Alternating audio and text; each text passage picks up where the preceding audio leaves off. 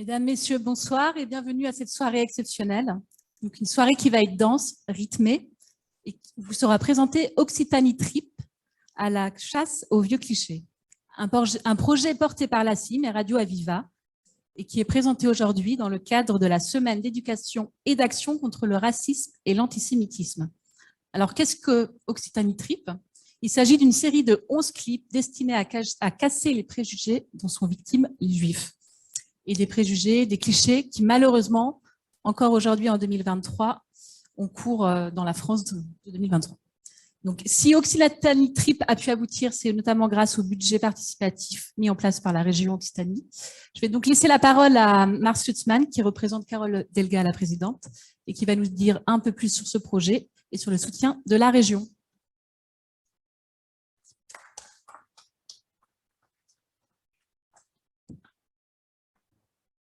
Bonjour à tous. Bonjour à tous. Je suis ravi de vous recevoir ici et je suis ravi de vous recevoir ici à plusieurs titres. Tout d'abord parce que la question de l'antisémitisme, bien sûr, c'est une question qui est chère, et la protection et la lutte contre l'antisémitisme est une question qui est chère à la région Occitanie et tout particulièrement à sa présidente Carole Delga et à l'ensemble de la majorité régionale. Et je tiens à saluer la présence de Nadia Bakiri, élue régionale à mes côtés ici. Je vais commencer par une petite blague, si vous me permettez, une petite blague juive. C'est Moshe et David qui sont dans un café. Moshe croise David et David, il est en train de lire « Je suis partout ». Pour ceux qui ne le savent pas, « Je suis partout », c'est un journal antisémite des années 20 en France. Et donc Moshe va voir David, il lui dit « Mais pourquoi tu lis ce torchon ?» Et David répond « Parce que quand je lis l'Humanité ou le Libération, peu importe le journal, j'apprends qu'il y a de l'antisémitisme partout, que tout va mal pour les Juifs partout dans le monde et ainsi de suite. Parce que quand je lis « Je suis partout », j'apprends qu'on a du pouvoir, de l'influence et que tout va bien pour les Juifs. » Et finalement, les clichés en matière d'antisémitisme, c'est peut-être un peu ça. C'est peut-être un peu ça. Et la question du cliché, finalement, la question de c'est quoi un cliché, c'est quelque chose qui interroge. Parce qu'un cliché, en principe, c'est une photographie. C'est une simple photographie, c'est-à-dire quelque chose qui est réel. C'est figé dans un instant donné, quelque chose qui est réel. Et pourtant, on sait qu'un cliché antisémite ou raciste, ce n'est pas quelque chose de réel, c'est on a figé une pensée pervertie. Et on a figé une pensée pervertie en raison d'une idéologie. Et cette idéologie, on le sait, c'est l'antisémitisme.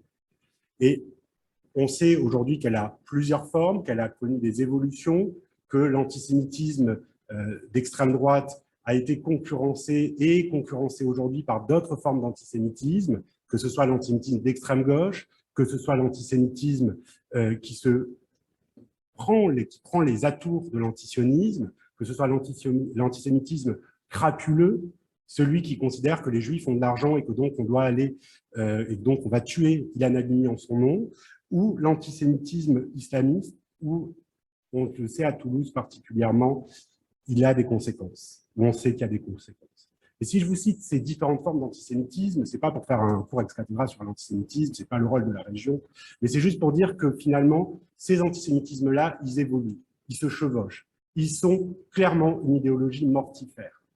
Et très souvent, on a des gens qui commencent à l'extrême gauche, qui vont finir à l'extrême droite en passant par l'islamisme et l'antisionisme sur la question de l'antisémitisme. Je pense bien sûr à Garaudy et Forisson, qui ont fait toutes les formes d'antisémitisme. Et quand ils défendent une idéologie, l'idéologie qu'ils défendent, c'est la lutte contre la République. Et à la région Occitanie, on sait quelles sont les conséquences de cette lutte contre la République. La présidente Carole Delga le répète sans cesse, il y a un combat aujourd'hui, c'est le combat républicain. Et ce combat républicain, il nous a amené à la région à mobiliser un plan d'action de lutte contre le racisme et l'antisémitisme qui a de multiples facettes. Je ne vais pas toutes vous les présenter. Je ne vais pas vous présenter les chiffres non plus, mais on investit des millions d'euros. On est la région qui investit le plus par rapport aux 13 régions de France sur ces questions-là. Et on investit dans toutes les compétences régionales sur ces sujets-là. On va au plus proche des lycéens, les 355 lycées de la région. On va dans chaque département, dans chaque hôtel de région, dans chaque maison de région, on mène des actions là-dessus. Et au-delà de tout ça, on accompagne les acteurs. Et on accompagne les acteurs et ça permet à des soirées comme celle de ce soir, et je tiens à remercier Roger Roger Torgman, ici présent, Maurice Lugassi aussi, l'ACIM, Radio Aviva, pour ces actions-là. Et la région Occitanie, on va accompagner, on va financer. Mais on ne le fait pas parce qu'on estime que finalement, on financerait ça entre la pêche à la truite et je ne sais quelle autre compétence, enfin, quel autre sujet. On le fait parce qu'on sait que clairement, le combat contre l'antisémitisme, c'est le combat pour la République. Et que si on baisse la garde, si on ne fait pas attention, si on accepte les antisémitismes raisonnables, cette espèce de petit antisémitisme de salon qui se masque derrière chaque cliché, cette idée finalement que les Juifs seraient arrivés en 1962 en oubliant l'apport des Ashkénazes à notre pays, enfin aussi des séfarades. Mais si on oublie ça, si on ne lutte pas contre ces clichés-là, eh bien la seule chose qui va se passer, la seule chose, c'est qu'on va perdre pied. Et on va perdre pied non pas uniquement sur l'antisémitisme, mais on va perdre pied sur toutes nos valeurs, sur toutes les valeurs qui fondent notre contrat social et qui ont un nom, ça s'appelle la République. Alors, il y a un vieux proverbe yiddish qui disait « heureux comme un juif en France ». Et à la région Occitanie, on a un peu décidé de le faire nôtre, non pas dans une logique communautariste, mais parce qu'on aimerait qu'en occitan aussi, on puisse dire « heureux comme un juif en Occitanie ». Je vous remercie. Merci à vous. Alors, j'invite maintenant sur scène Maurice Lugassi et Roger Torgman.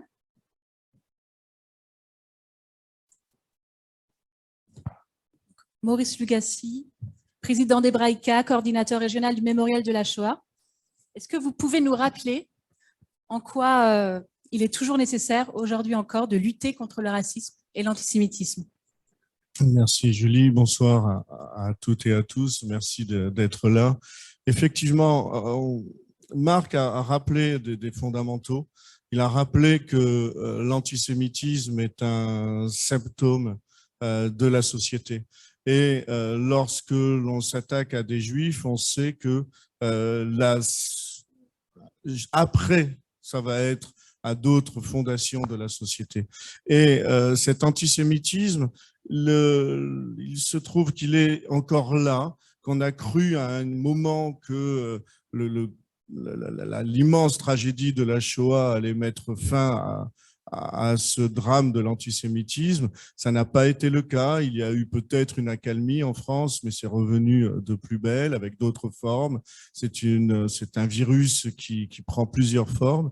Et donc, c'est un combat incessant. Mais c'est un combat incessant, comme c'est vrai que Marc, dans son discours liminaire, a dit beaucoup de choses déjà. C'est un combat incessant, non pas seulement pour protéger les populations juives, faire en sorte que la population juive ou les populations juives restent en France, ne quittent pas la France, mais faire en sorte qu'on puisse vivre ensemble. Et en tant qu'enseignants et les membres, toute la communauté éducative le sait bien, c'est dans les établissements où ça va le plus mal, dans tous les domaines, que l'antisémitisme est le plus présent aussi. Donc, c'est vraiment un élément, je dirais que c'est l'élément le plus facile à actionner. Et le drame, encore une fois, c'est que c'est un élément qui est rentré dans les esprits. On a besoin d'une opération comme Occitanie Trip, c'est-à-dire non pas présenter ici et maintenant, mais faire en sorte, ça se fait déjà à Montpellier, de le présenter dans les établissements, ça va se faire à Toulouse, et on a besoin d'une opération pareille pour enlever la source de ce virus, en l'occurrence les préjugés antisémites. Donc oui, c'est essentiel d'en parler, c'est essentiel de le combattre. Merci à vous. Et justement, sur Occitanie Trip, Roger Torgman, représentant de l'ACIM, est-ce que vous pouvez nous en dire un peu plus? Quelle est la genèse de ce projet?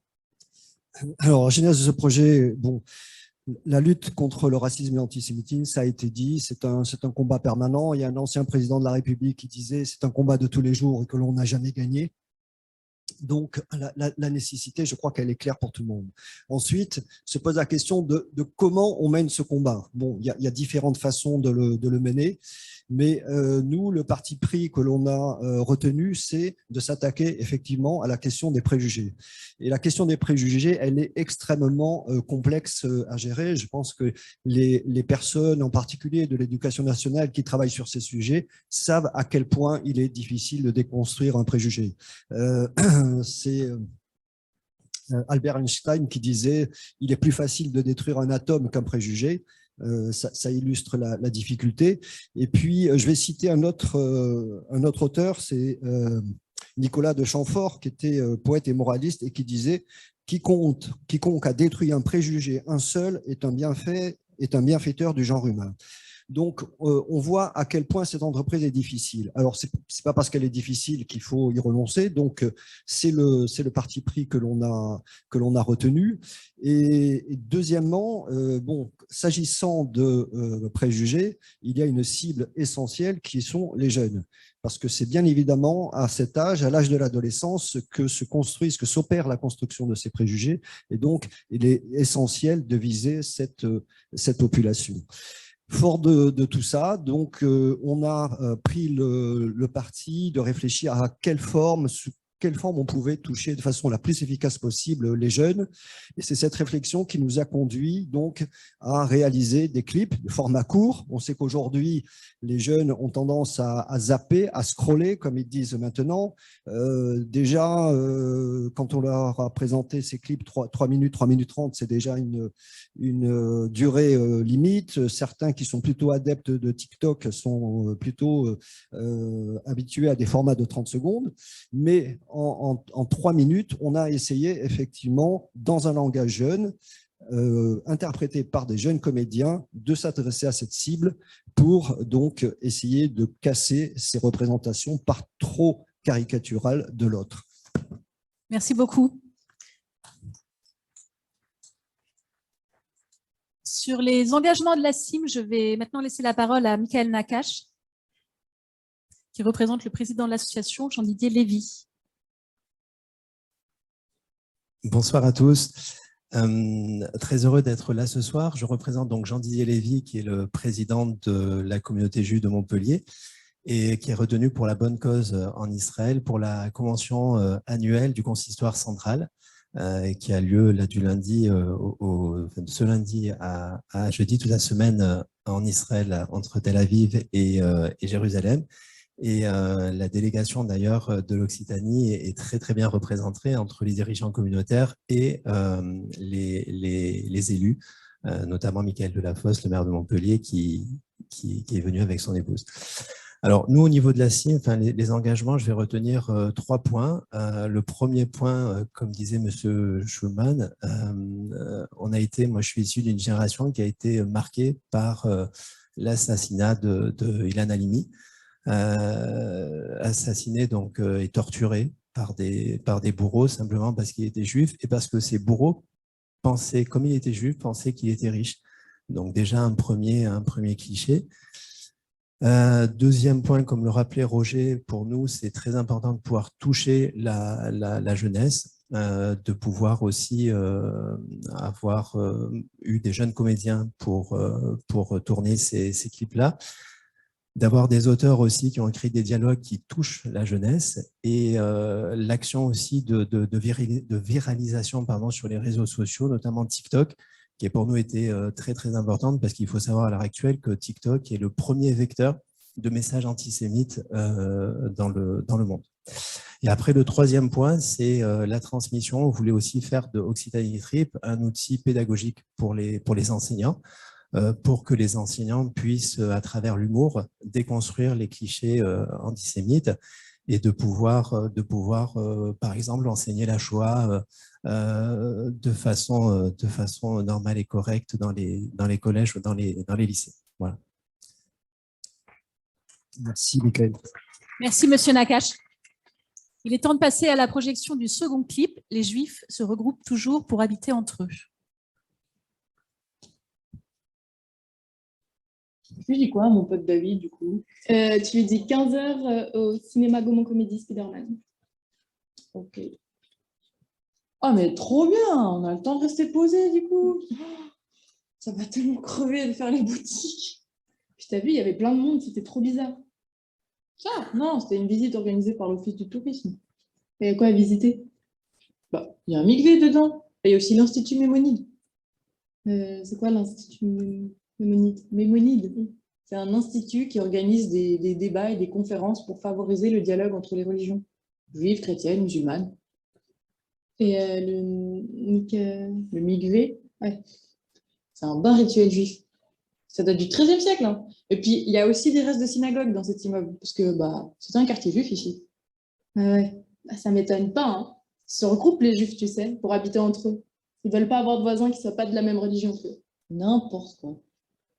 Tu confonds avec les juifs orthodoxes. Je veux dire, à New York, à la limite, hein, mais en France, les juifs, ils ne vivent pas comme ça. Hein. Ils vivent comme tous les Français, mélangés à la population. Non, je te jure qu'ils se regroupent les juifs, et dans les beaux quartiers comme par hasard. Enfin, pardon, hein, Sarcelles ou Saint-Denis, à Paris, c'est des quartiers populaires, il y a plein de juifs là-bas. Hein. Voilà, qu'est-ce que je te disais, ils se regroupent les juifs pour habiter entre eux dans les quartiers juifs. Mais non, ça n'a rien à voir. C'est surtout que... David, il m'a expliqué, sa famille est juive. En fait, quand c'est Shabbat, ils ne peuvent pas prendre la voiture. Du coup, ils habitent le plus près possible de la synagogue, du mikvé et puis de la boucherie kosher. Ah ok, c'est religieux. Non, c'est surtout qu'ils habitent où ils peuvent. La plupart des familles juives de Bagatelle, le quartier où vit David, c'était des rapatriés d'Afrique du Nord. Ils venaient d'Algérie, de Maroc, de Tunisie. Et alors? Et alors, dans les années 60, quand ils ont dû partir, l'État français il les a relogés dans des HLM. C'est pour ça qu'ils sont plus nombreux là-bas. De toute façon, David, il va déménager. Près d'une synagogue? Non, près de la gare. Ce sera plus pratique. Pratique pourquoi? Je t'ai pas dit. David, il était pris à l'école des Beaux-Arts à Lyon. Non. Ouais. Ah non, c'est l'école que tu voulais faire. Tu dois être trop dégoûtée. Je t'ai vraiment rien dit. J'ai été prise aussi. Non, c'est pas vrai. Comme tu dois être trop contente, félicitations. Ouais. Attends, ils disent comment les juifs déjà? Mazel Tov. Occitanie Trip évoque beaucoup de lieux emblématiques de l'histoire du judaïsme dans la région. Et c'est aussi le cas du hors-série Juifs d'Occitanie, une histoire méconnue, que l'ACIM a publié, ainsi que Midi Libre. Est-ce que vous pouvez nous en parler, Roger Torchman? Alors, effectivement, donc avant ce projet, donc Occitanie Trip à la chasse aux vieux clichés, on a été amené à porter un autre projet, un projet de publication, donc qui est un hors-série, projet que l'on a porté en partenariat avec Midi Libre et le groupe La Dépêche.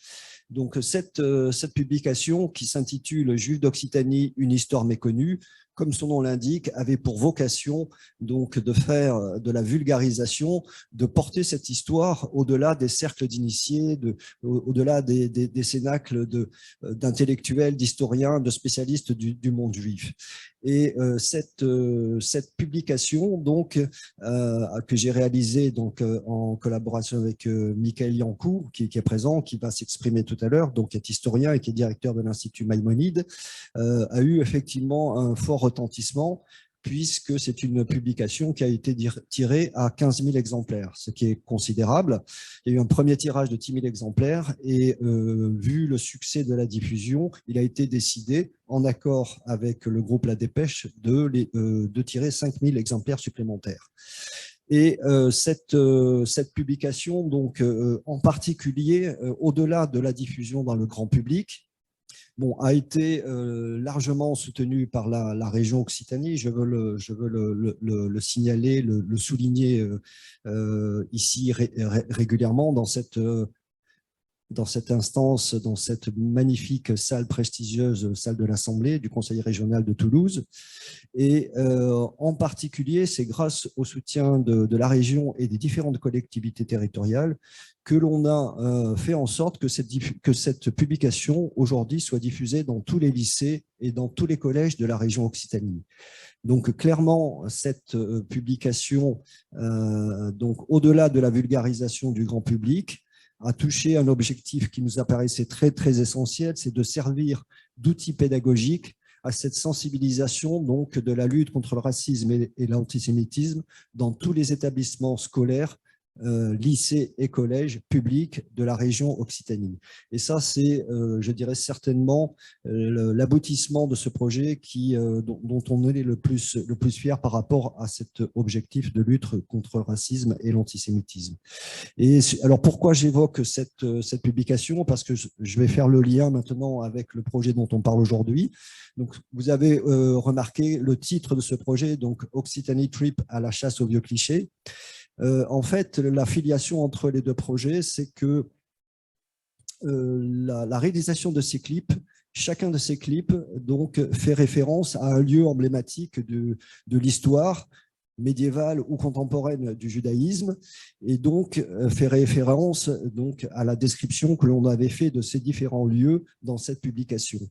Et c'est la raison pour laquelle on a intitulé ce projet de la façon suivante, que vous découvrirez, justement pour illustrer donc, la présence juive dans tout le périmètre de la région Occitanie. Et donc maintenant, je vais appeler donc mon ami Michael Yankou pour évoquer l'aspect historique lié donc à la fois à ce combat et à la fois, je dirais, donc la dimension historique du projet.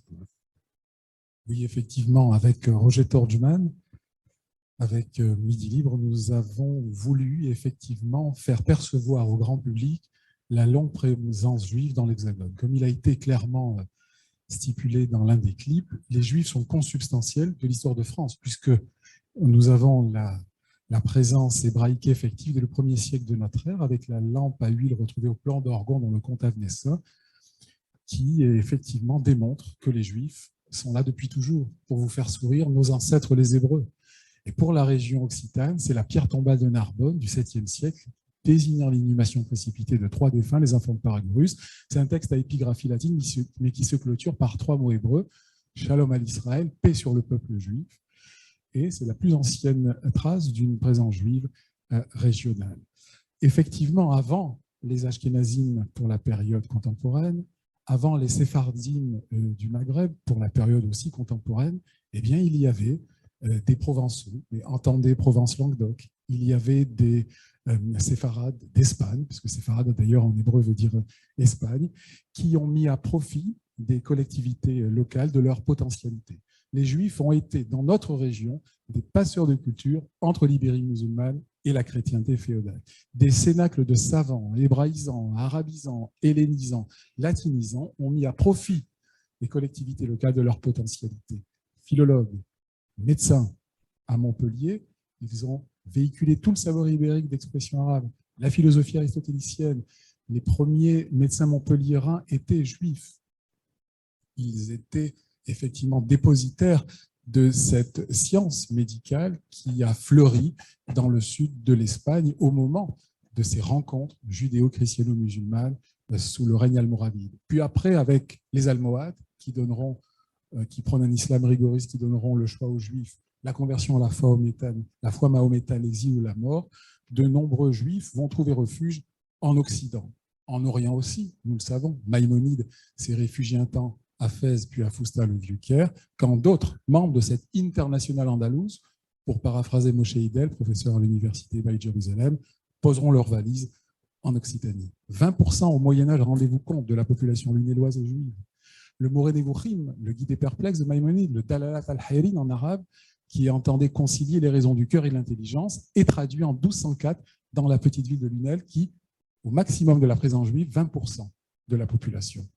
Ville de Talmud, Posquière, ville de Kabbale.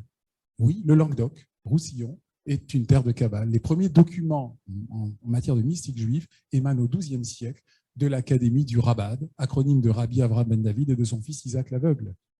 On sait que les fondations de la Kabbale sont à chercher dans l'Israël antique. Elle va fleurir en Espagne, puis en Terre Sainte.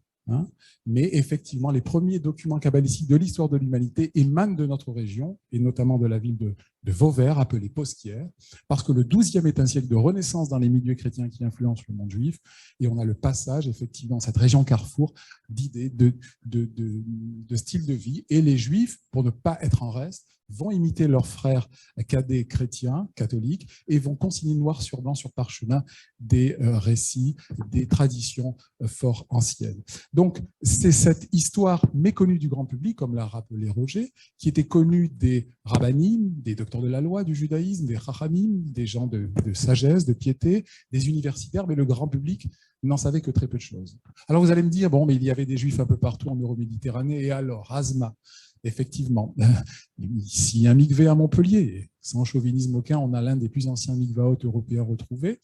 On a une pierre tombale ici, l'emplacement du quartier juif à Narbonne, à Béziers, dans la partie archiépiscopale, dans le bourg Saint-Félix, mais il y avait une présence effective dans toute l'Euroméditerranée avant les édits d'expulsion des différents monarques.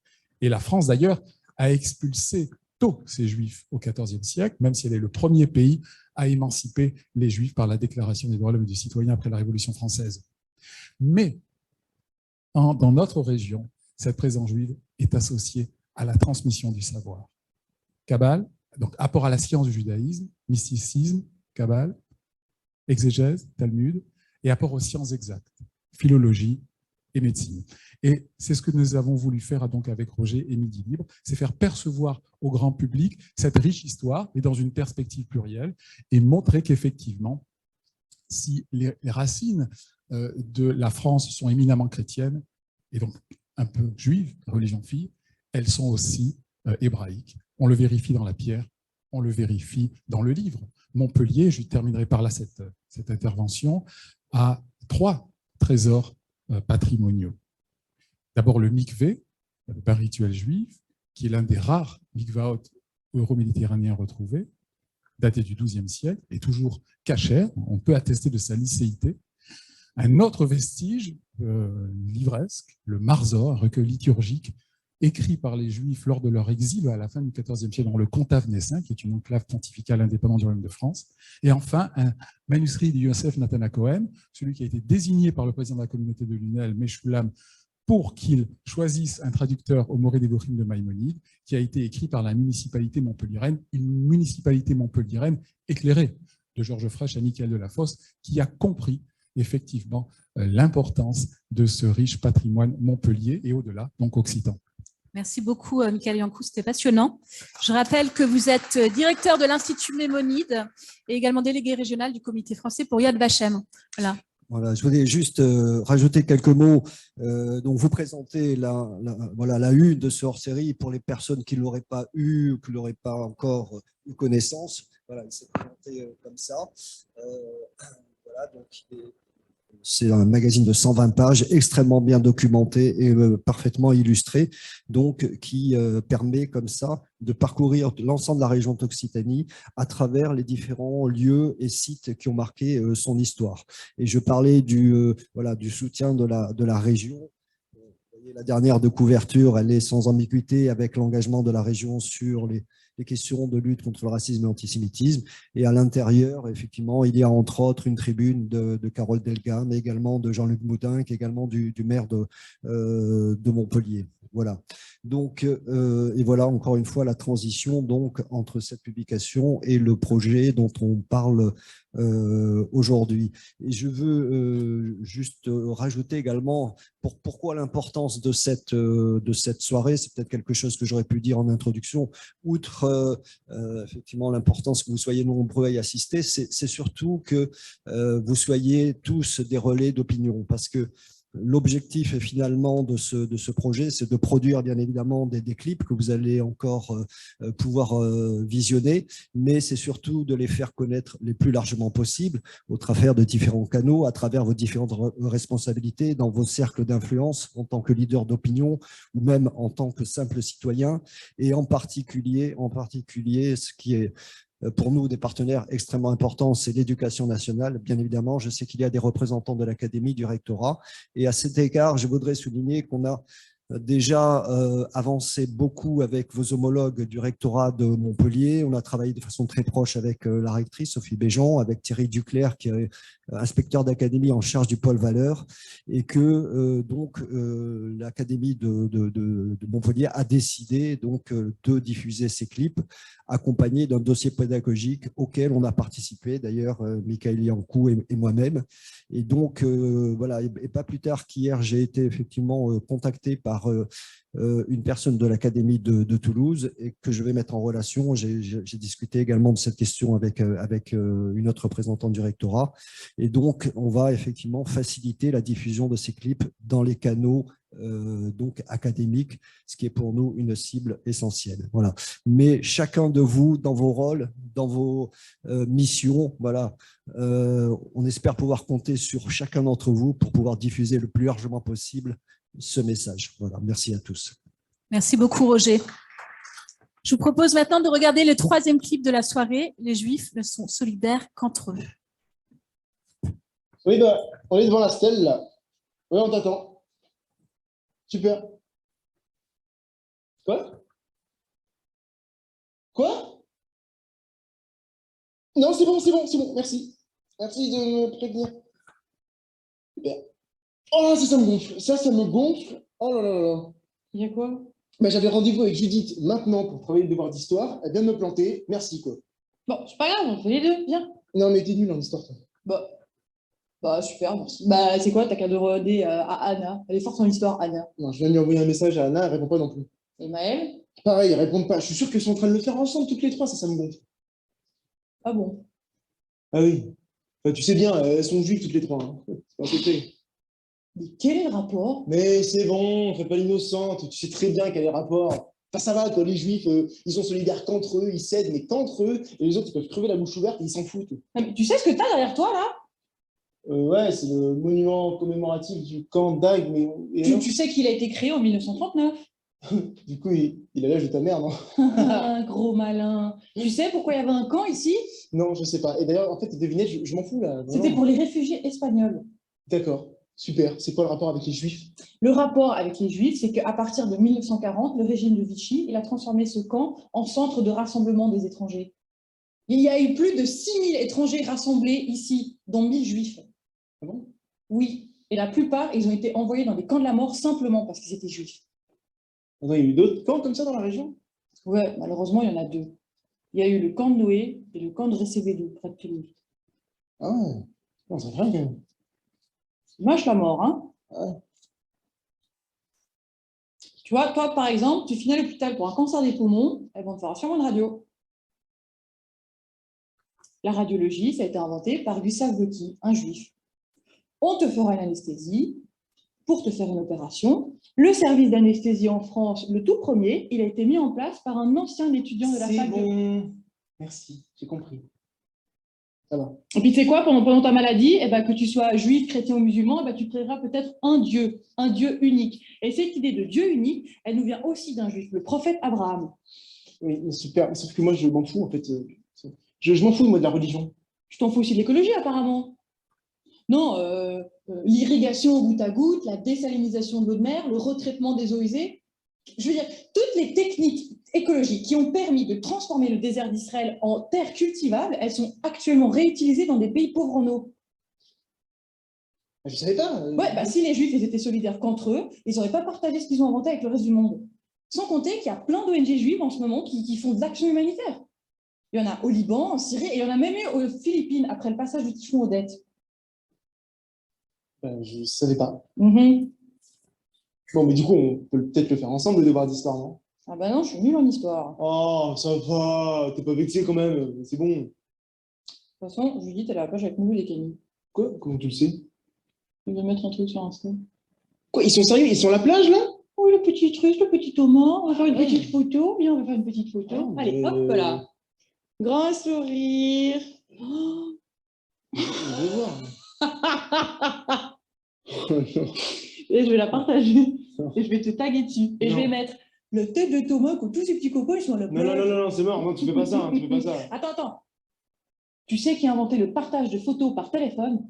Philippe Kahn. Et Philippe Kahn, il était Juif, c'est bon. dans le mille. Allez, on y va, c'est bon là. Oui, on y va. J'appelle Maurice Lugassi et Michael Yankou à venir me rejoindre.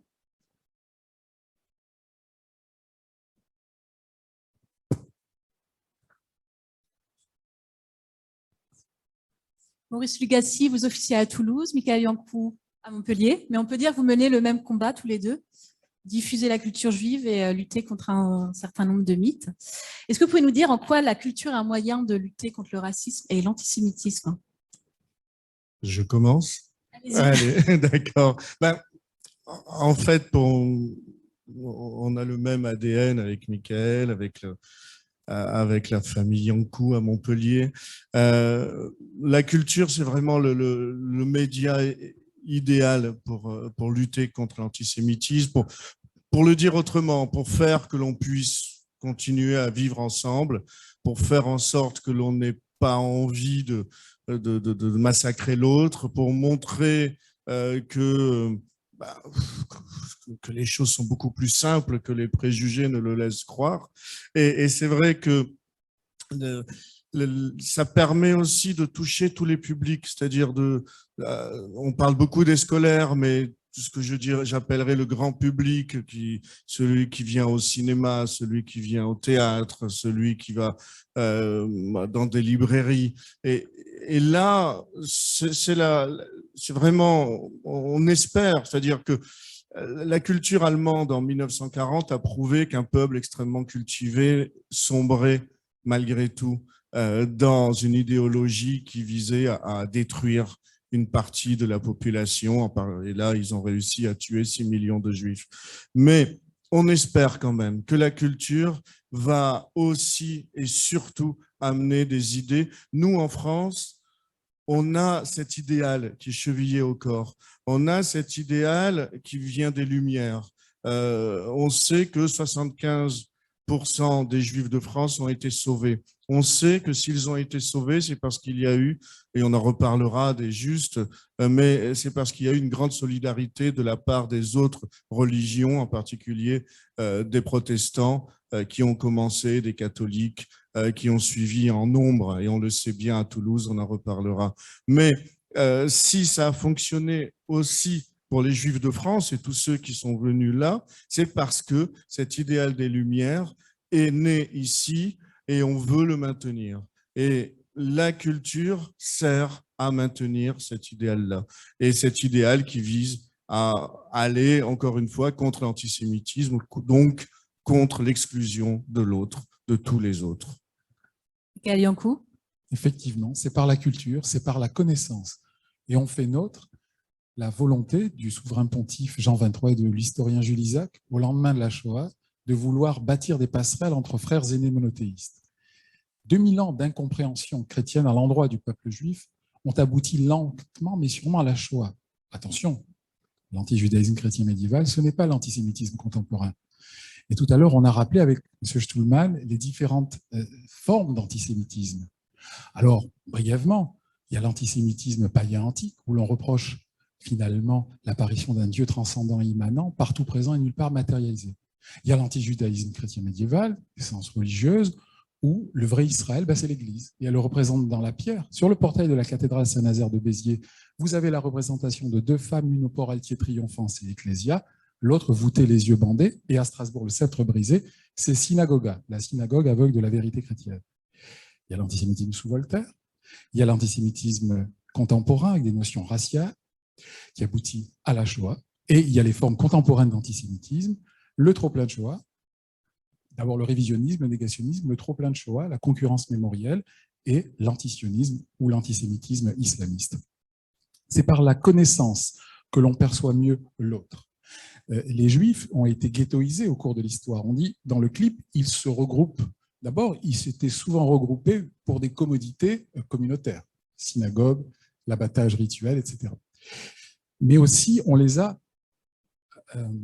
forcés à se rapprocher, même si dans notre région, on ne peut pas parler de ghetto, le terme est impropre et anachronique. Mais effectivement, ces Juifs, aujourd'hui, ne doivent pas se cloisonner mentalement et doivent s'ouvrir. Et c'est ce que l'on fait depuis l'an 2000 à l'Institut Maïmonide, cet institut créé par Georges Frêche et René Samuel Sirat, qui vient de nous quitter, l'ancien grand rabbin de France et universitaire. Frêche et Sirat, tous deux universitaires qui ont voulu justement passer de l'enseignement du mépris à celui de l'estime avec la création de cet Institut d'études juives. Mieux faire percevoir le peuple à la loi mosaïque. Surtout que c'est une belle histoire à Montpellier autour du mikvé. Ce sont des rencontres judéo-chrétiennes autour du legs gréco-arabe. Et donc, effectivement, par la connaissance, et nous, on a souvent des gens qui viennent à nos conférences qui nous disent « mais ça fait plaisir, on avait certains clichés sur le monde juif et de par vos conférences, on a un autre éclairage ». Et c'est vrai qu'on a essayé de faire attention, de sortir des deux prismes, des deux schémas sur lesquels on renvoie souvent les juifs au XXe, la Shoah et Israël.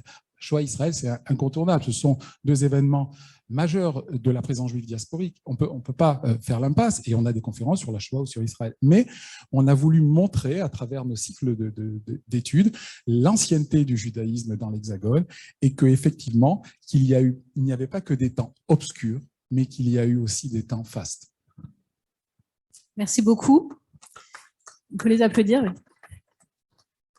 Et votre combat a été également essentiel pour lutter contre l'indifférence. Et cette indifférence, comme on a pu le voir, a mené au pire. Et c'est également ce qu'on va voir avec le témoignage très émouvant d'Esther Seno. C'est notre 4e clip.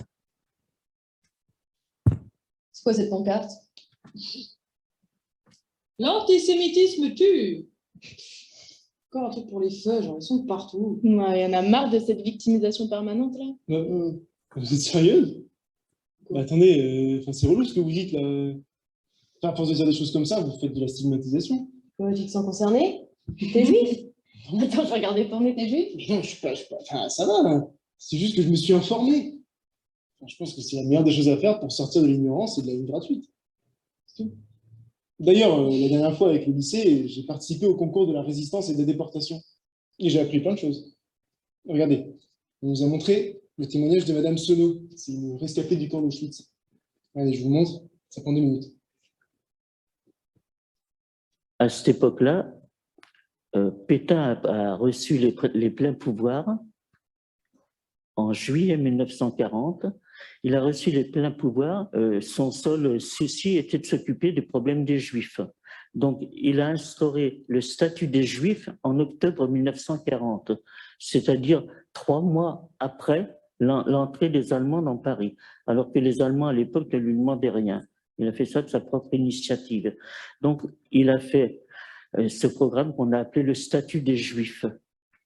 Alors, le statut des Juifs était un statut assez éprouvant, c'est-à-dire qu'il fallait que toutes les familles juives aillent se faire recenser dans les commissariats de police.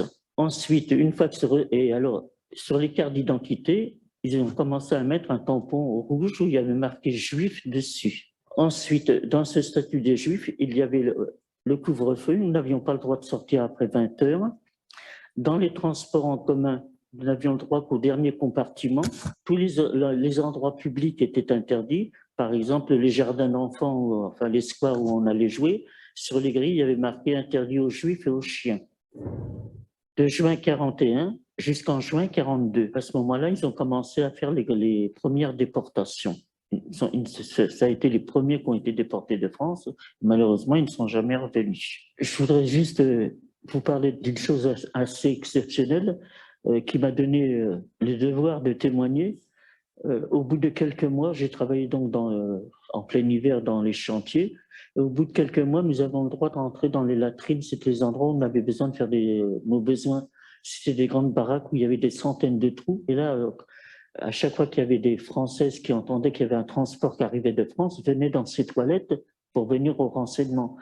Et un soir, en janvier 45, j'ai retrouvé ma sœur dans ces toilettes. Je ne l'ai pas reconnue dans l'état où elle était parce qu'elle avait été déportée en février 43. Quand elle m'a demandé où je travaillais, que je travaillais dans les chantiers extérieurs, elle savait très bien qu'on ne pouvait pas passer un hiver dans les conditions où on travaillait. Un jour à l'appel, elle n'a pas pu sortir parce que les gens qui n'allaient pas à l'appel l'après-midi, il y avait les camions qui les emmenaient directement au crématoire. Je suis rentré dans la baraque, puis lui dis « Fanny, il faut sortir, tu sais ce qui va arriver ». Alors elle m'a dit « J'en peux plus ». Et là, elle m'a pris dans ses bras, elle m'a dit « Écoute, pour moi, c'est fini ». Elle me dit « Si toi, tu es jeune et tu as encore la force de tenir, tiens le coup, promets-moi de raconter ce qui nous est arrivé pour qu'on ne soit pas les oubliés de l'histoire ». Je voulais simplement vous lire un petit poème qui a été écrit par un enfant qui a été pris pendant la rafle du Veldiv. Et ça s'appelle « Raconte mon histoire ». Raconte mon histoire car moi je ne peux pas. J'étais enfant alors, ça fait longtemps déjà. Tu dois la raconter, mon histoire, promets. J'ai même pas 5 ans. Et puis comment parler? Quand ma mère me serre très fort contre son sein, et puis que je suis mort avec elle dans ce train. Je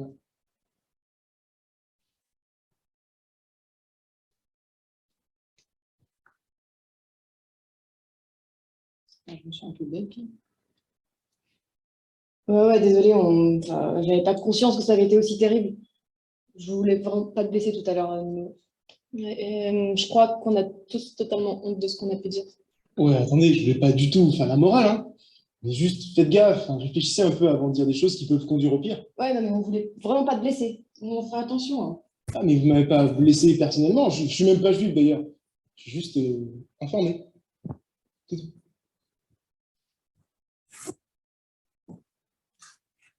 Un témoignage émouvant. Maurice Lugassi, Michael Yankou, si vous voulez bien venir, pour évoquer les leçons de la Shoah. La Shoah qui a fait près de 6 millions de victimes juives. Et pourtant, il s'est trouvé des personnes qui ont tendu la main, qui ont sauvé des juifs. Au 1er janvier 2022, il y avait plus de 28 000 personnes reconnues comme justes par Yad Vashem, et 4200, donc 4206 en France. C'est bien cela, Michael Yankou, est-ce que vous pouvez nous parler des justes? Oui, effectivement, je rappelle que juste parmi les nations, Chassid ou Mod Haolam est la plus haute distinction civile de l'État d'Israël et qui est remise à une personne non juive qui a sauvé des représentants de la loi mosaïque au péril de sa vie, sans volonté de prosélytisme, comme dans l'affaire Finali par exemple, ou une contrepartie financière.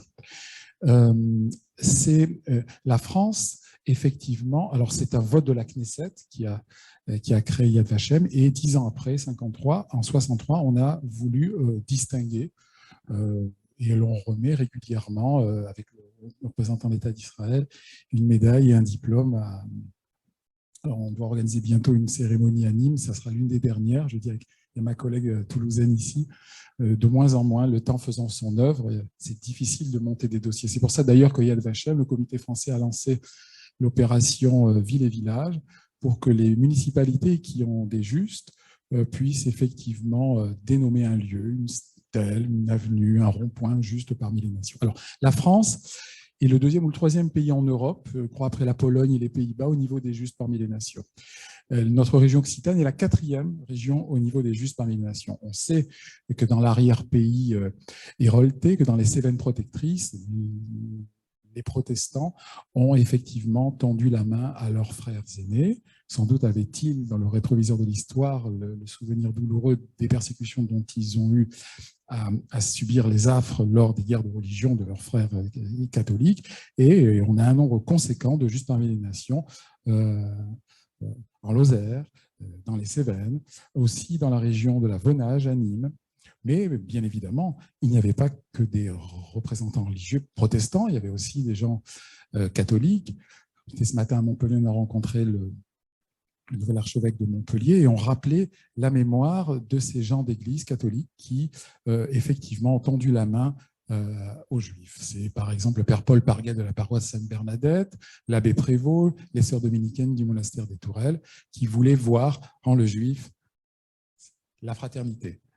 Et plutôt voir effectivement Jésus, Marie et les apôtres plutôt que Judas, parce qu'au Moyen-Âge, l'Église à un moment a préféré voir en Judas le futur juif. Bon, tout ça était anachronique. Évidemment, si Jésus revenait sur terre, il retournerait à la synagogue. C'est saint Paul qui a établi une scission. Mais là, c'est hors sujet. Effectivement, les justes sont un magnifique exemple de bravoure, d'altruisme. Maurice Papon a dit lors de son procès « J'étais aux ordres ». Eh bien, à Montpellier, on a eu, pendant la Seconde Guerre mondiale et la Shoah, des contre-exemples de Maurice Papon.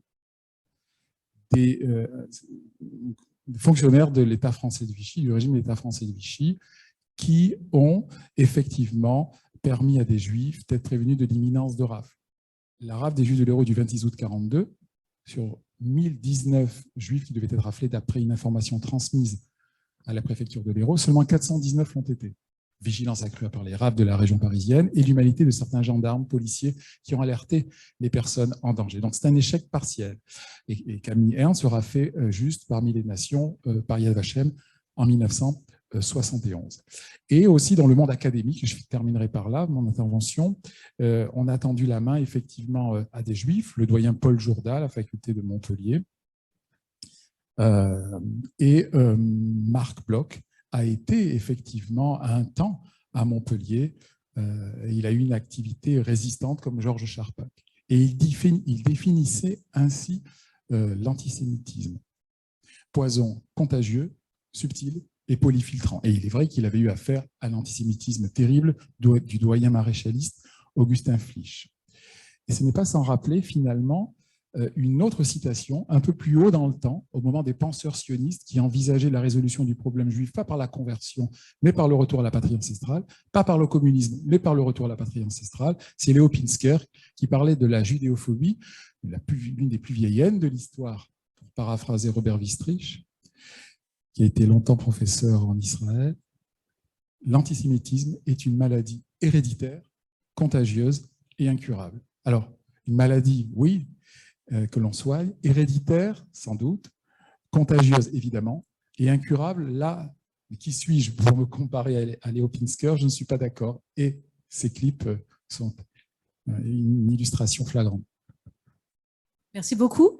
Vous, Maurice Lugassi, vous allez nous parler des Justes, puisque vous allez bientôt sortir un livre sur le sujet en Occitanie. Justement, alors je ne vais pas parler des Justes, parce que justement un livre sort jeudi aux éditions Privat sur les Justes en Occitanie. Nous aurons l'occasion d'en parler très souvent, ne serait-ce que le 10 mai à Ombre Blanche. Voilà, je vous donne rendez-vous. Mais je voudrais aborder une autre thématique complémentaire. Pourquoi on peut placer Yad Vashem et le mémorial de la Shoah comme des institutions qui luttent contre l'antisémitisme? Ce que nous montrons les uns et les autres, ou l'un et l'autre, c'est l'aboutissement final de l'antisémitisme. C'est-à-dire qu'aujourd'hui, dès que l'on voit une croix gammée dessinée dans un établissement, on va chercher l'auteur de cette croix gammée, quand le chef d'établissement le veut. On va chercher l'auteur de cette croix gammée. On va lui faire un rappel à la loi. Et on va ensuite mettre en place tout un parcours de formation avec les membres du rectorat. Je pense à Fabrice Papola et à Cédric Marty, qui est IPR. C'est Fabrice Papola qui est l'acteur principal au niveau académique, donc Montpellier et Toulouse, de la citoyenneté. Et donc, on fait très attention. On sait que, et ces clips en parlent, nos livres en parlent, on sait que faire autoriser le moindre geste, la moindre remarque, la moindre remarque qui a l'air anodine, il mange en juif, enfin, qui laisse entrer des préjugés, vont amener l'aboutissement final, c'est la destruction de l'autre, et l'aboutissement final, on l'a vu, c'est la Shoah. Donc, c'est pour ça que l'enseignement de la Shoah est si important, c'est que c'est un grossissement de ce qui peut se faire à petite échelle et qu'on croit anodin, qu'on croit innocent, on pense que ce n'est pas grave, c'est très grave. Et autant, alors Yad Vashem, nous on connaît Yad Vashem en France par rapport au Juste, et j'en parle évidemment énormément dans mon livre, mais Yad Vashem, c'est aussi les archives. Il existe 3 institutions sur la Shoah dans le monde. C'est Yad Vashem à Jérusalem, le mémorial de la Shoah à Paris et son antenne à Toulouse, son unique antenne à Toulouse, et Washington, le Memorial of Holocaust de Washington.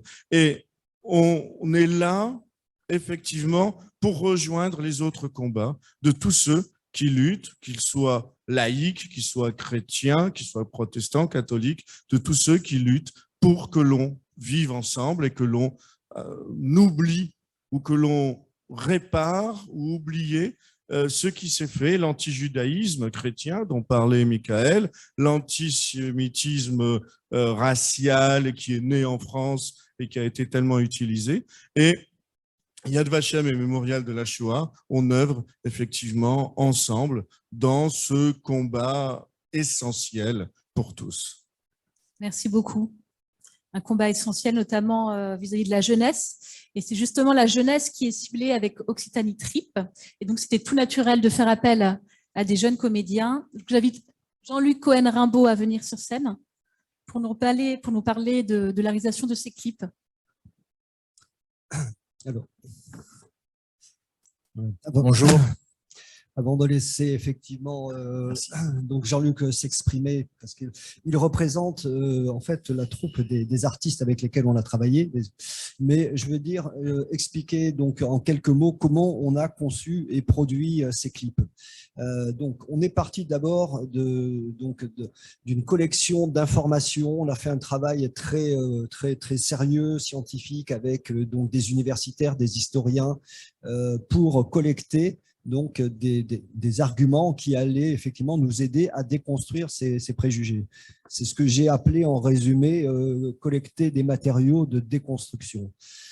Une fois qu'on a fait ce travail de collecte, donc c'est là où on a effectivement été amené à travailler avec des hommes de théâtre, des hommes et des femmes au niveau des comédiens, donc des acteurs, des auteurs, des metteurs en scène, qui ont donc travaillé à partir de cette matière brute pour transformer donc ces textes en dialogues qui allaient pouvoir être interprétés par des jeunes comédiens.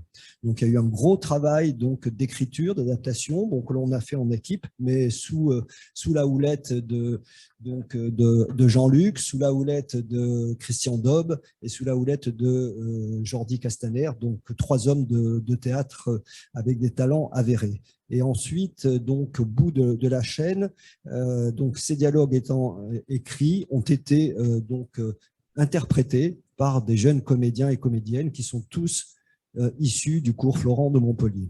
Voilà donc au niveau de la méthodologie. Donc après, il y a eu effectivement un gros travail qui a qui a rassemblé à la fois des bénévoles et à la fois des professionnels.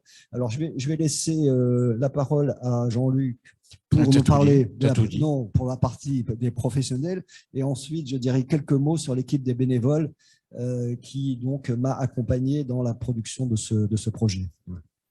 Ok, merci. Juste, donc c'est vrai que j'aimerais qu'on applaudisse bien fort les comédiens, s'il vous plaît, qui ont vraiment fait leur maximum et qui ont tout donné.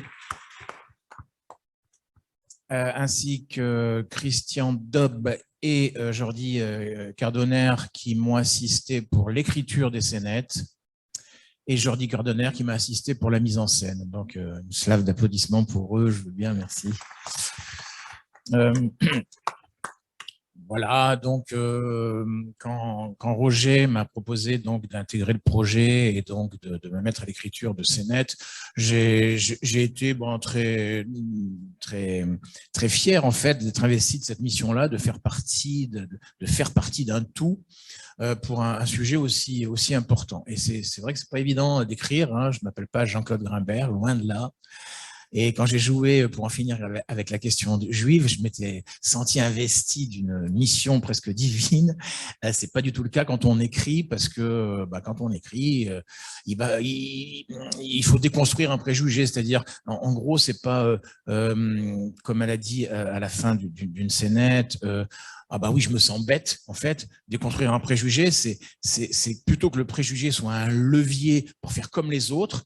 Et ben en fait, déconstruire le préjugé, c'est que les jeunes puissent se dire, non, en fait, faire comme les autres, c'est de déconstruire le préjugé, c'est de ne pas dire le préjugé, c'est de sortir des croyances limitantes, en fait. Donc, c'est pas évident, c'est énorme d'écrire quelque chose. Surtout qu'il faut tenir compte, en plus, du politiquement correct, il faut tenir compte de comment ça peut être perçu, parce que ce qui est important, c'est pas ce que je dis, c'est comment c'est perçu. Donc, c'est pas évident.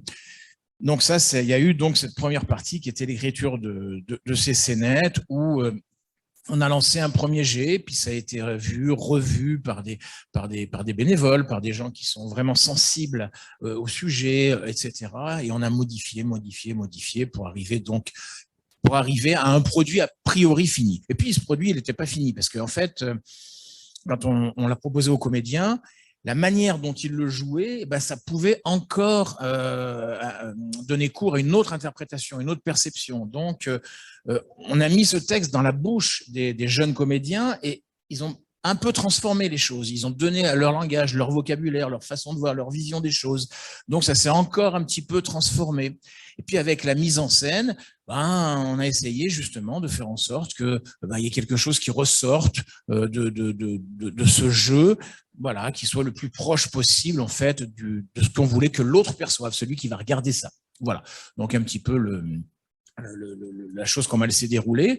Et donc, c'est vraiment, on fait partie d'un tout, on a tous fait partie d'un tout, et je crois qu'on est fiers d'avoir fait ça, parce que on a tous fait partie d'un tout, on a tous mis notre petite pierre à l'édifice, mais en fait, c'est un projet commun.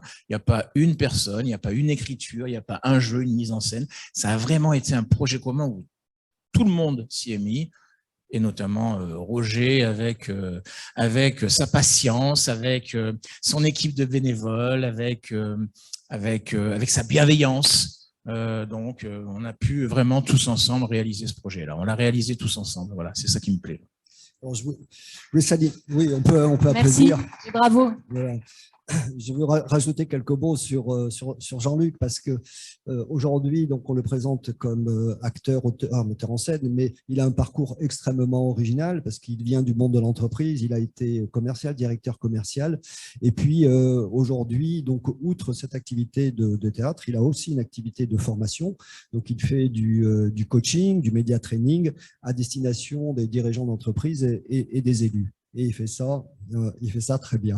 Voilà. En tout cas, avec l'outil du théâtre. C'est vrai que c'est un levier transcendantal. Donc maintenant, l'occasion m'est donnée de saluer aussi le travail de nombreux bénévoles. Alors, je prends quelques notes parce que je vais essayer de pas les oublier dans la liste de remerciements. Bon, avant de remercier les bénévoles, je voudrais effectivement redire encore des remerciements à l'endroit de la région Occitanie et de sa présidente, Carole Degas, parce que si on est là ce soir, c'est effectivement parce qu'elle avait lancé un appel à projet. On a soumis un projet donc, qui est passé par les fourches codines d'un vote citoyen. Je voudrais remercier donc toutes les personnes de la région Occitanie qui ont voté pour notre projet. Il y a eu 557 votes. Et c'est grâce donc à la mobilisation de tous ces habitants et habitantes de la région Occitanie que notre projet a été retenu. Et donc, il y en a peut-être parmi certains d'entre vous qui ont voté pour notre projet. En tous les cas, il est clair que nos remerciements vont à l'ensemble de ces personnes qui ont voté pour notre projet. Deuxièmement, comme l'a dit Michael Nakache, quand j'ai proposé ce projet à mon association, à la CIM, j'ai eu un soutien immédiat de l'ensemble du conseil d'administration et des deux présidents successifs donc, que j'ai connus sur ce projet, donc Jean-Didier Lévy et Fabrice Laurin. Également, toute la liste des bénévoles qui ont participé à l'écriture des textes. Donc, ce soir, outre Michael, il y a Michael Yankou et puis toutes les personnes que vous avez retrouvées sur le générique. Et dans toute cette équipe de bénévoles, je voudrais quand même donc évoquer une mention particulière donc, à quelqu'un qui, au sein de cette formidable équipe, a joué un rôle primordial, notamment dans la gestion de tous les aspects techniques, dans la création graphique, la conception de visuels, et dont sa disponibilité n'a d'égal que sa compétence et son humilité, et qui a assuré avec moi la coordination générale du projet, c'est Michael Nakache, et on peut l'applaudir très fort. Voilà. Donc, je n'ai pas oublié ce soir. Voilà. Donc, sur la réalisation du projet, je crois qu'on a à peu près tout dit. Et ensuite, je reprends le micro avec verve, force et vigueur. Déjà, parce que j'ai oublié déjà de remercier David Cohen-Guérin, qui est le réalisateur de ces scénettes. Donc, je vous demande également d'applaudir très, très fort. Et en plus, c'est mon fils, alors allez-y. Et puis surtout, je reprends le micro simplement pour présenter vraiment Roger, qui m'a vraiment épaté, ébloui. On s'est rencontrés vraiment, on se connaissait un petit peu avant, mais on s'est rencontrés vraiment dans ce projet. Et Roger, c'est quand même un être absolument extraordinaire. Et je crois que c'est important de le souligner. C'est un être extraordinaire parce qu'en fait, Roger, c'est un manager, quoi, un vrai manager. C'est quelqu'un qui a de la patience, c'est quelqu'un qui a de l'humilité, de la vraie humilité. Il a cette force, cette puissance qu'il va mettre à la disposition de ses équipes avec de la bienveillance et de la performance. sa performance, il la met à la disposition de l'équipe sans qu'on s'en rende compte. Et quand on crise, quand on est dans des moments d'urgence, des moments de tension, lui, il reste calme. Je ne sais pas comment il fait. Et puis, il vient distiller un petit peu de sa bienveillance et de son savoir, mais de manière vraiment subtile. Merci, des tonnerres d'applaudissements pour Roger. Bon. Ouais. Merci Jean-Luc. Il faut excuser Jean-Luc pour ce moment d'égarement, ça lui arrive. Hein, donc, il va se reprendre, Voilà, Julie. Merci Roger. Et c'est l'heure de notre dernier clip qui va parler des complots qui seraient organisés par les Juifs.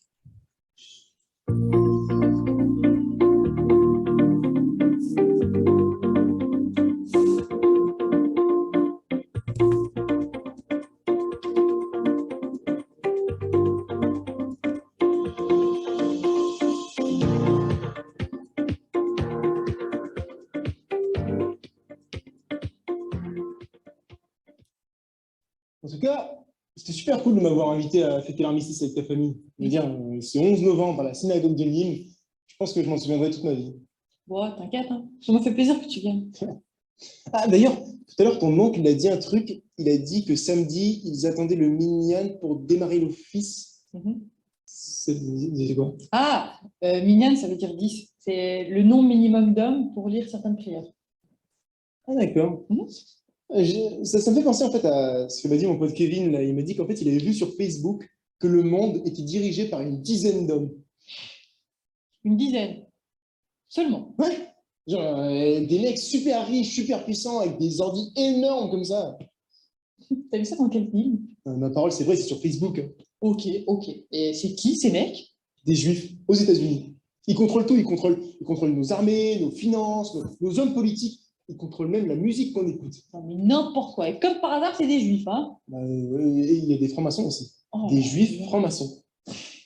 Et puis, je suis sûr qu'il y a aussi des petits extraterrestres comme ça, là. Ça, on ne sait pas. Hein. Il y en a qui disent qu'il y a des juifs très riches qui sont allés planquer de l'argent directement sur la Lune et sur Mars. Ah, mais ça, c'est sûr, hein. Au crédit lunaire agricole, hein. Tu gagnes tout ce qu'on dit, toi. C'est quoi, si tu ne me crois pas, t'as qu'à demander à mon pote Kevin. Hein. Lui, c'est des trucs que toi, tu sais même pas. Ok. Et du coup, dis-moi juste un truc. Ces mecs qui, soi-disant, ils nous dirigent, ils font ça pourquoi? Pour être les maîtres du monde.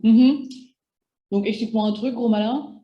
Comment t'expliques que des maîtres du monde aient subi la Shoah et les camps d'extermination? Comment t'expliques que tout au long de l'histoire, depuis le Moyen-Âge, ils ont subi des discriminations, des massacres et des pogroms? C'est ça, des gens qui dirigent le monde? Tu vois bien, ça n'a pas de bout, ton truc. Ça va, je vais pas... En même temps, ils sont partout, ils sont pleins tout le temps, là. Mais ça aussi, c'est une fausse idée, Léo. Ils sont à peine 15 millions dans le monde, soit moins de 0,2% de la population, et 500 000 en France, soit moins de 1%. Moins de 1%? Ouais. Ah oui, d'accord. Non, je n'avais pas compris ça, moi. Ouais. Mais le 11 septembre, le World Trade Center, ça, par contre, ça, c'était eux. T'arrêtes tout de suite, Léo. Pourquoi? Non, mais il y avait des nombreuses victimes juives dans les tours qui y travaillaient, ça va pas bien? Ça va, c'est bon. Et en plus, tous ces grands savants, tous ces grands prix Nobel, ça peut pas être un hasard, quand même. Non, mais des savants, il y en a partout, hein. Il y en a en Afrique, il y en a en Asie, il y en a en Europe. Il y en a à Marseille aussi. Quoi? Les savants de Marseille, c'est connu, ça. Ok, bref. Tout ça pour te dire, les juifs, c'est comme tout le monde. Il y en a qui sont super intelligents, il y en a qui sont super bêtes, et il y en a qui sont normaux. Mais du coup, pourquoi toutes ces théories complotistes contre eux? C'est une nouvelle forme d'antisémitisme qui circule sur les réseaux. Oui, c'est ça, les fake news là, qu'il y a sur Facebook et tout ça. Là, c'est ça. En même temps, ça ne m'étonne pas trop, parce que c'est vrai que des fois, en fait, Kevin il dit n'importe quoi. Des fois? Souvent. Mais il est cool. Enfin, des fois.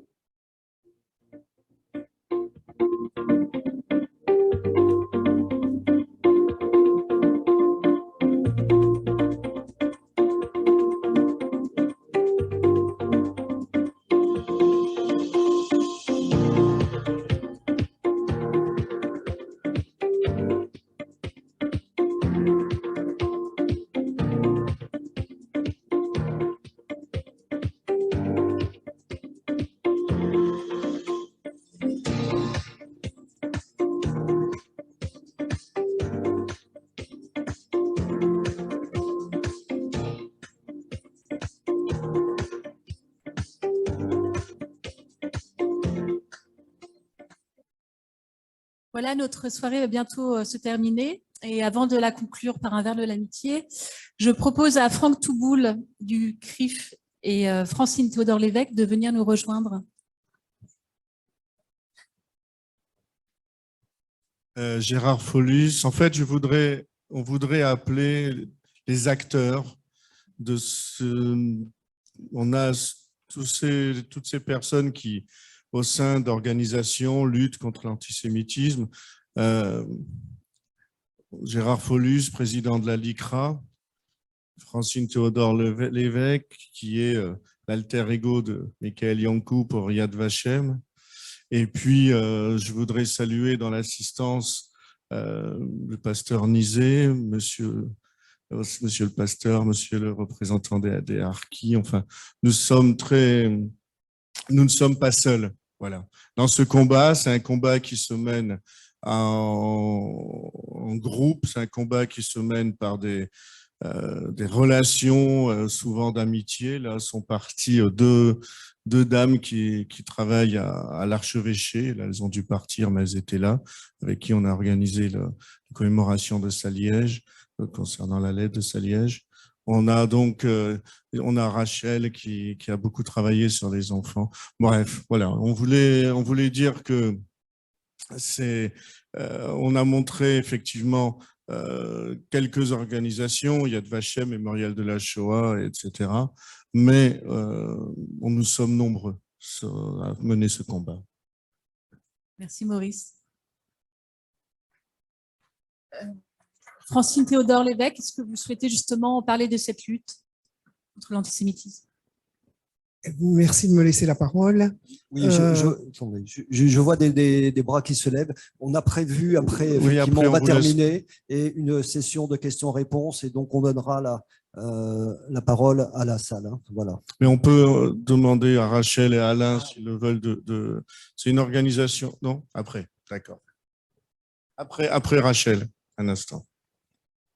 Merci de me laisser la parole. Bon, je n'avais pas prévu de vous dire quelques mots ce soir. Ce que je voudrais, c'est rejoindre ce qu'a dit Michael tout à l'heure, mon collègue de Yad Vashem. Aujourd'hui, les médailles, malheureusement, il y en aura de moins en moins. J'ai fait la dernière médaille à Toulouse, enfin, en région toulousaine, le 21 septembre 2021. Je n'en ai aucune dans mes tiroirs. Et maintenant, comme l'a dit Michael, nous nous tournons vers le développement du réseau des villes et villages des Justes, ce qui nous permet de mettre en place beaucoup de choses, et c'est surtout un outil de transmission pour les jeunes générations. Et je pense que c'est là qu'est notre travail maintenant. Voilà. Merci Francine. Gérard Follus, un mot? Quelques mots aussi. Quelques mots, oui. Merci. Merci à vous. Bien, merci à toutes et à tous d'être présents. Beaucoup d'amis dans cette salle, beaucoup de connaissances et de sympathie. Je dois dire qu'à la LICRA, nous sommes très, très inquiets de la situation actuelle. Je ne vais pas revenir sur la montée de l'antisémitisme, tous les faits qui sont répétés, et surtout donner une précision importante qu'il faut rappeler partout où nous passons, ce qui est mon cas dans les lycées, dans les collèges de la région Occitanie, où je me rends très souvent, c'est de rappeler à Toulouse la tuerie, l'abominable tuerie qui a eu lieu, car c'était la première fois, il faut le rappeler partout où nous passons, où dans la République française, on allait tuer des enfants dans une école. Je pense que ça, c'est un fait qu'il faut répéter, qu'il faut dire, et il faut le combattre. Et j'ajoute que dans les conditions actuelles du pays, qui sont quand même très difficiles, les troubles sociaux, la guerre à nos portes, même si on n'est pas directement concerné, je pense qu'il faut être extrêmement vigilant et nous devons continuer à persévérer dans le combat que nous menons. Je rappellerai simplement un mot qui est important à mes yeux. Saint-Exupéry nous dit, dans Terre des Hommes, « Frère, si tu défères de moi, tu es loin de me léser, tu m'enrichis. » Merci beaucoup pour ce beau discours, Gérard Follus. Si je peux me permettre, je voudrais juste rebondir sur quelque chose que vient de dire Gérard Follus. Vous savez que dimanche dernier, il y a eu la commémoration des abominables attentats perpétrés il y a 11 ans à Toulouse. Et j'ai regardé les infos régionales dimanche soir. Et là, j'ai été atterré. Il y a eu d'abord la partie reportage sur la commémoration, et après, il y a eu un reportage pris dans la rue, des jeunes interviewés, c'était majoritairement des jeunes. On leur demandait s'ils savaient ce qui s'était passé le 19 mars 2012. Eh bien non, ils ne savaient pas, ils n'étaient pas au courant.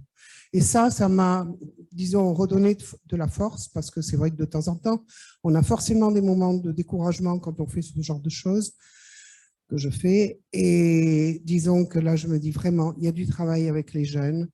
Et notre travail principal, c'est les jeunes et la lutte contre l'antisémitisme et toute forme de racisme et de xénophobie.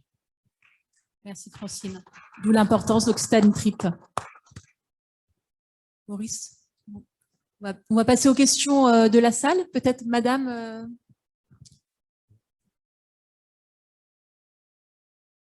Il faut voilà, appuyer. Comme voilà. ça, c'est mieux? C'est très bien comme ça, madame. Je voulais simplement dire que je suis fille de déportés. Je n'ai pas eu de famille, mais la chose qui me choque maintenant beaucoup, c'est que on parle très peu des dénonciations et des gens qui faisaient la queue dans les commissariats pour dénoncer des collègues, des voisins, des amis quelquefois, des connaissances qui étaient juives, qui ne leur avaient rien fait, mais en les dénonçant, ça leur permettait de les voir arrêter et disparaître, et aussi de s'approprier les biens qu'ils allaient piller dans les appartements. Et ça, on n'en parle jamais. Je l'ai vécu personnellement et je sais exactement ce qu'il en est. Voilà, c'est ce que je voulais dire. Merci Rachel. Effectivement, les dénonciations font partie de ces éléments qui ont eu lieu durant la Shoah et qui perdurent. On se rappelle qu'au moment du Covid, il y a encore eu des dénonciations. Et on essaie là aussi, ça fait partie de notre combat. On parle du combat contre l'antisémitisme, mais il y en a d'autres encore. Et les dénonciations sont des fléaux qui existent encore aujourd'hui. Monsieur. Oui, Didier Bernis, pasteur et président de la Fédération protestante.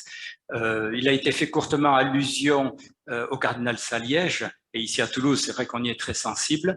Eh bien, malheureusement, dimanche après-midi, le buste qui a été inauguré en août dernier, pour les 80 ans de sa lettre, ce buste a été tagué.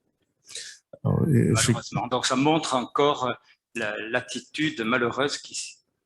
Comme disait, merci.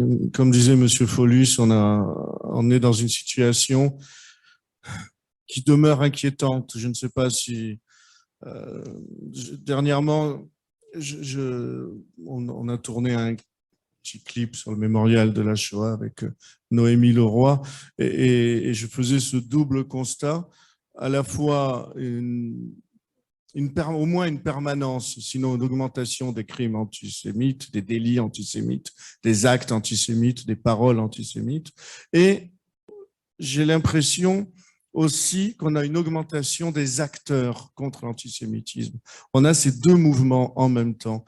Et il est vrai, depuis le Bataclan, globalement, jamais on a eu autant d'instituteurs, de professeurs qui agissent, qui ont envie de faire. Jamais on a eu autant de laïcs, de représentants de religion qui agissent, qui ont envie de faire.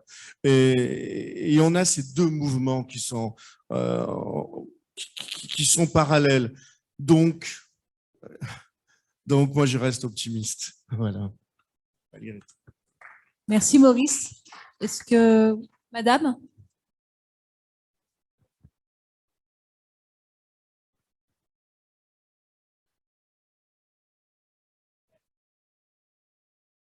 Héréditaire.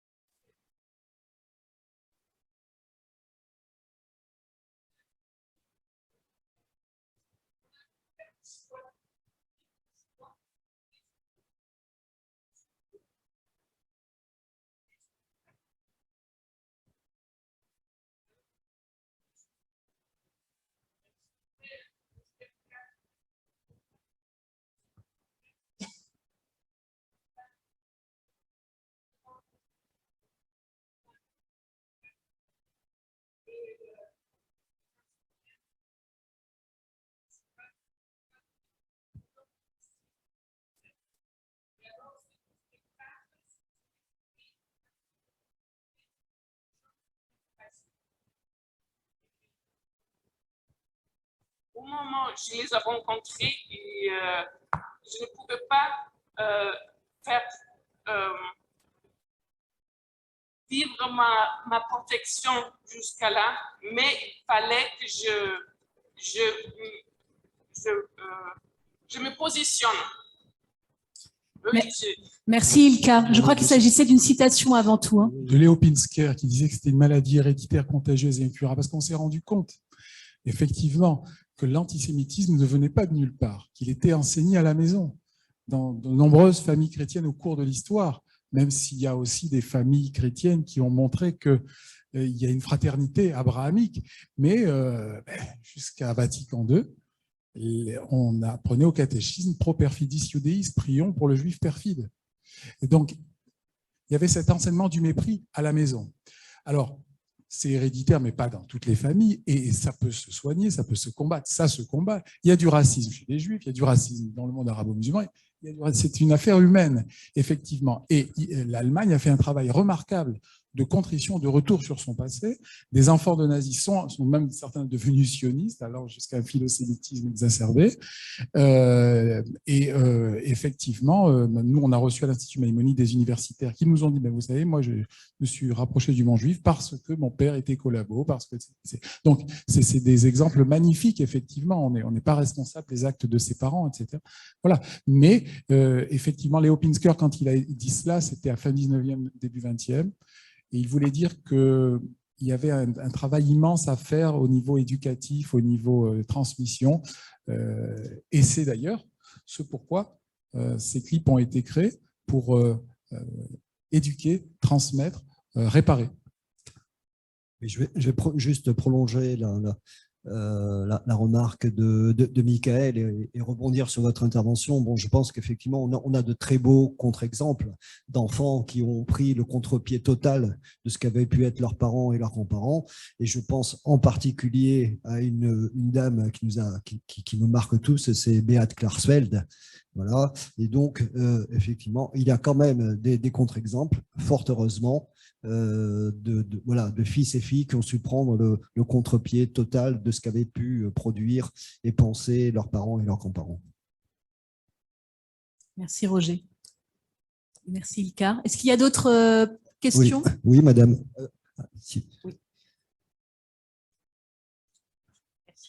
Oui, je voudrais aussi dire que j'ai été particulièrement choquée, même brutalisée par la mort de Madame Halimi, qui a été jetée par la fenêtre de son appartement à Paris par une bande de jeunes imbéciles, parce qu'elle était juive. Et cette affaire, elle a été très très rapidement bouclée. On en a parlé le moins possible. Et ça me choque aussi énormément. Alors ces jeunes, on les a enfermés dans des centres de jeunes délinquants, mais moi personnellement, pour moi, c'était la prison à vie. Voilà, c'est ce que je voulais dire. Cette histoire m'a énormément choquée et elle me poursuit encore. On comprend, Rachel. Monsieur Le... La chose, voilà, là, c'est bien.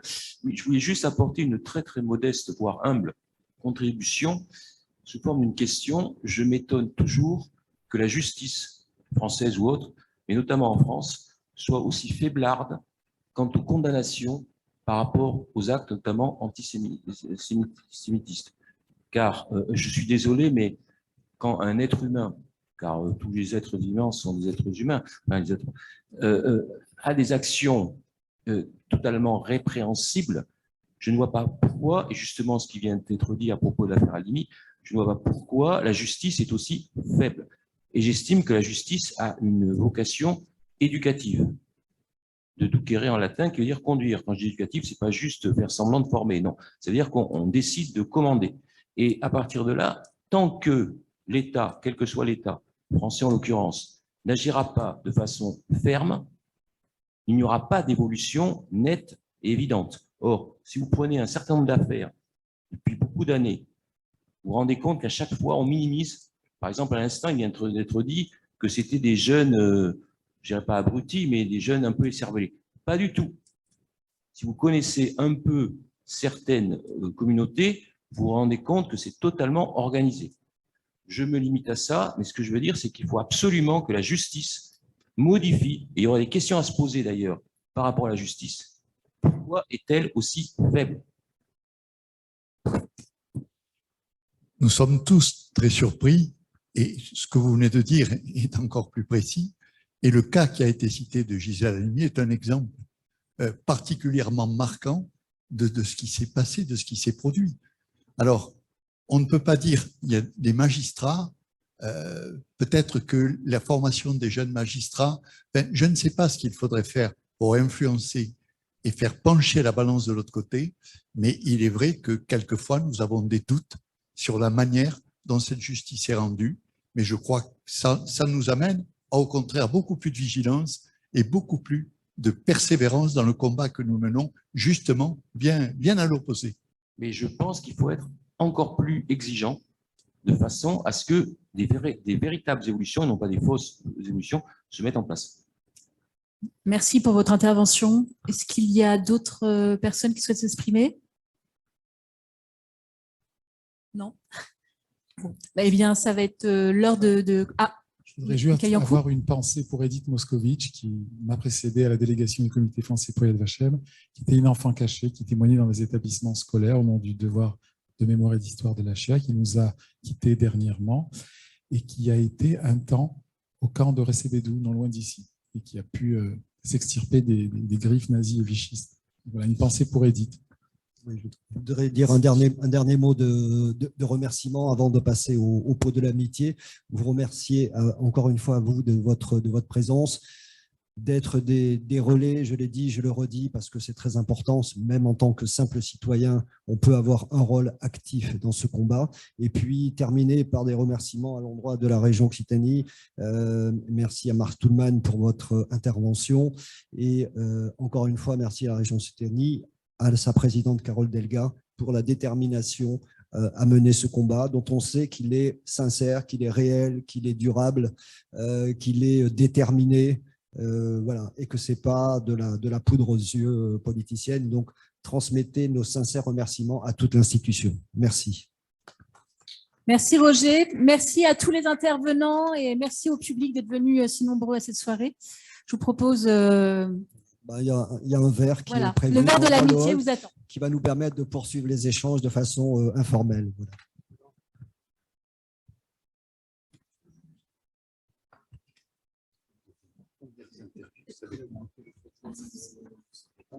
Première, je sais que je vous